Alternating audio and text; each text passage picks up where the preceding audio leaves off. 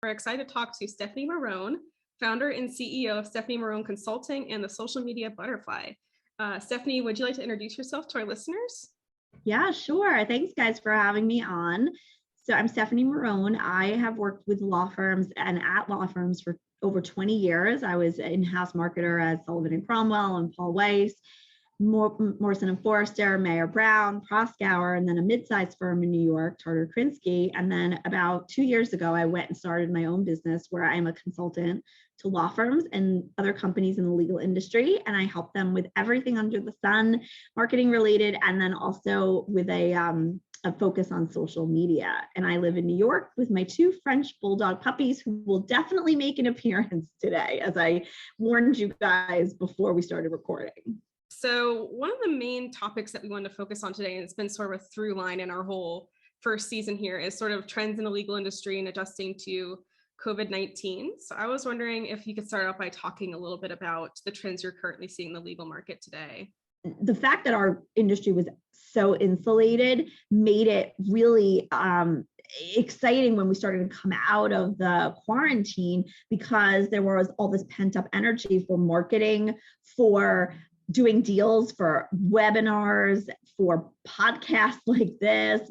There's so much content out there. So one of the things I was super nervous about was I going to have anything to do? And my phone never stopped ringing, because firms that are smart were doing marketing that said, oh, we would never use social media. Guess what? They're using social, because we are never going to be the same. Be always thinking about marketing your firm effectively. It's not just enough to have that good name on the door or the fancy office, as we realize, right? So now I'm getting asked by law firms to help them do exactly what I did 20 years ago, which was to help them tell the story of their firm, why a recruit should join the firm, how to promote their wins without sounding too boastful, which is something I tell people all the time. You don't want to put all of your awards everywhere. So how can attorneys and firms really keep up with their marketing during this time? Like, how can they launch like these, efforts to build their alumni relations and things like that?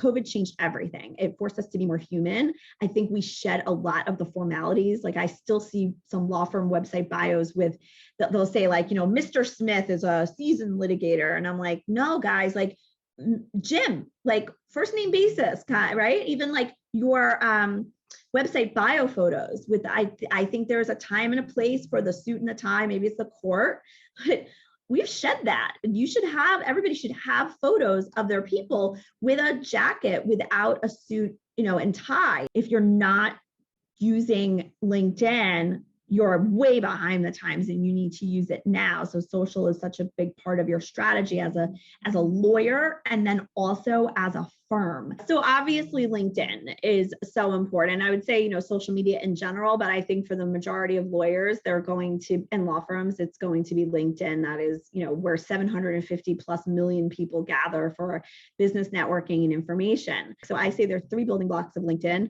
One is your profile. So get that completely done and optimized, get in the bio. Don't put like Mr. Smith is blah, blah, blah. And don't brag about all your awards. It turns people off on social. You should be actively thinking about who you know from different walks of life, from your past jobs, from your past firms, from law school, and connecting with them, because the more people in your network, the stronger your network will be for when you want to do number 3, which is post content.